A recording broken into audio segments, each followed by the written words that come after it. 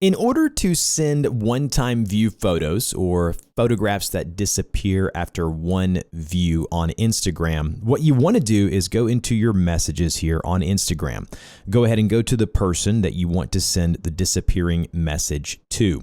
Once you're here, open up the camera, as I'm going to do here, and take a picture. So go ahead and snap a photo here, and then you're going to see a couple of options in the lower left-hand corner. The first one says Allow Replay. Tap that one time and then tap it another time. So tap that twice and you should see a number 1 with a dotted circle around it that says View Once. That means it is a one-time view photo. And then you would need to just send that photo, as you see that I've done here, and that's going to make it that the person can view that photograph one time and then they cannot open it after that first time in a specific duration once that circle goes around the 1.